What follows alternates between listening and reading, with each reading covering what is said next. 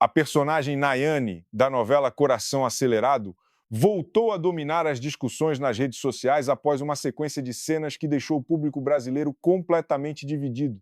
Enquanto uma parte dos fãs defende que ela é apenas uma mulher ferida tentando sobreviver emocionalmente, outra parte alerta que a protagonista cruzou uma linha que não pode mais ser ignorada. O comportamento de Nayane nas últimas semanas de exibição reacendeu um debate antigo sobre os limites entre a vítima e o algoz, entre o sofrimento que justifica e o sofrimento que contamina tudo ao redor. Se você está acompanhando essa novela e quer entender por que Nayane divide tanto, deixa o like, se inscreve no canal e comenta aqui embaixo o que você acha dela, porque essa conversa precisa da sua opinião para fazer sentido. Nayane não entrou na história com a cara de vilã. Ela entrou com feridas, com insegurança, com aquele medo silencioso de quem sente que pode ser deixada para trás a qualquer momento. E foi exatamente isso que fez o público se identificar com ela logo de início. Não é difícil entender uma personagem assim. Todo mundo já sentiu, em algum momento, que estava prestes a ser substituído, prestes a ser comparado com alguém mais forte, mais presente, mais irreplaceable. Nayane carregava isso na pele desde as primeiras cenas, e isso criava uma conexão emocional real com quem assistia. O problema, segundo os próprios fãs que antes defendiam a personagem, é que algo foi mudando ao longo dos episódios. O que parecia ser autodefesa foi se tornando controle, o que parecia ser ciúme passou a ter contornos de obsessão. E a necessidade de não ser abandonada foi se transformando numa necessidade de vencer a qualquer custo, mesmo que isso significasse machucar quem estava do outro lado.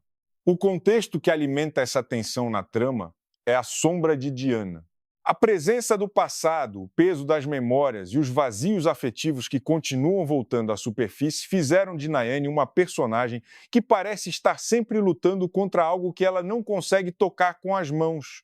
E nesse cenário, ela acumulou razões para se sentir em desvantagem desde o começo.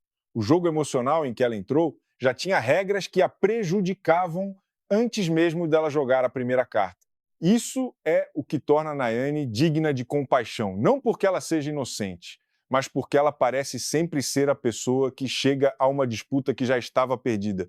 E há algo muito humano nisso, algo que o público brasileiro reconhece com facilidade, porque a cultura da comparação, o medo de não ser suficiente, a sensação de estar competindo com um fantasma que nunca some de vez, são experiências que muita gente carrega no cotidiano sem conseguir nomear direito.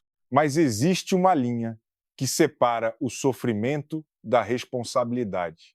E é aqui que a discussão sobre Nayane fica desconfortável de verdade. Sentir dor não é errado. Ter medo de perder alguém não é errado. Sentir ciúme, insegurança, angústia existencial dentro de um relacionamento que parece instável, tudo isso é humano. O que muda o peso moral de uma história não é o que uma personagem sente, é o que ela escolhe fazer com o que sente. Nayane pode ter sofrido de verdade, mas a partir do momento em que ela começou a usar esse sofrimento para justificar formas de tratar os outros que causam dano, a narrativa mudou de natureza. Ela deixou de ser apenas alguém que foi empurrada para a tragédia e passou a ser alguém que contribui ativamente para criar essa tragédia.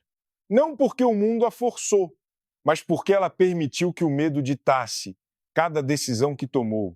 As novelas brasileiras costumam fazer isso com maestria, mostrar a dor antes de mostrar o erro, e assim tornar mais fácil para o público perdoar o que vem depois. É uma técnica narrativa poderosa, mas quando se olha com mais atenção, percebe-se que a dor explica o comportamento, mas não o absolve. E é essa distinção que parte do público começou a perceber com Nayane. Ninguém se torna vilão de uma hora para outra. Isso raramente acontece assim nas histórias bem construídas e raramente acontece assim na vida real também. A transformação de uma pessoa que sofre para uma pessoa que faz sofrer acontece em etapas. Primeiro vem a autodefesa, depois o controle, depois a manipulação e, no final, a convicção de que, desde que ela não perca o que quer, tudo mais é negociável.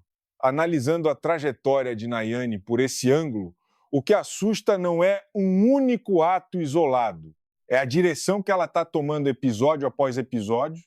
O elemento mais perturbador do perfil psicológico de Nayane E o que faz dela uma personagem mais aterrorizante do que uma vilã convencional é a possibilidade de que ela não se veja como a errada.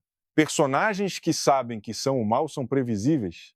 Dá para calcular o que vão fazer. Mas uma pessoa que machuca os outros dentro da crença sincera de que está apenas recuperando o que é seu, essa é uma personagem com um nível de perigo muito mais difícil de conter, porque ela não age com culpa, ela age com a convicção de quem está sendo justo consigo mesmo. E aí Nayane se torna mais do que uma vilã em construção. Ela se torna um espelho incômodo para o público, porque todo mundo já conheceu alguém assim, ou já esteve perto de se tornar assim em algum momento de dor muito intensa. Existe ainda uma leitura mais gentil, mas igualmente pesada. Talvez Nayane não seja má de origem. Talvez ela seja apenas frágil demais para aceitar a perda. Não suporta a ideia de sair de uma história que ela acreditava ser dela, não consegue processar a existência de uma verdade que foge ao seu controle. Esse tipo de personagem é, em certos aspectos, ainda mais trágico do que a vilã calculista, porque ela não nasceu para destruir, ela apenas não conseguiu ser forte o suficiente para deixar ir. E foi fazendo isso, foi se distorcendo para não precisar encarar o que não conseguia aceitar.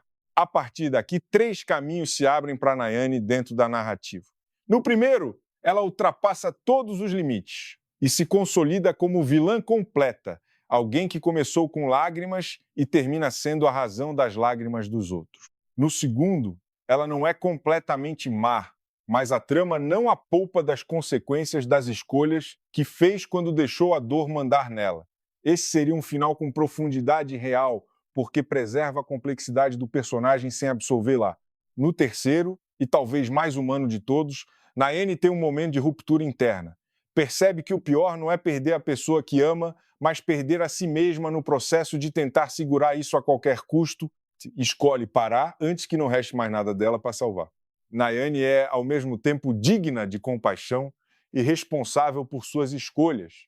Ela é uma personagem construída na fronteira mais incômoda que existe dentro de uma ficção dramática, aquela que fica entre a vítima e o problema. O sofrimento dela é real, mas cada decisão que ela toma nesse sofrimento também é real. E são as decisões, não a dor, que vão definir quem ela é de verdade no final dessa história.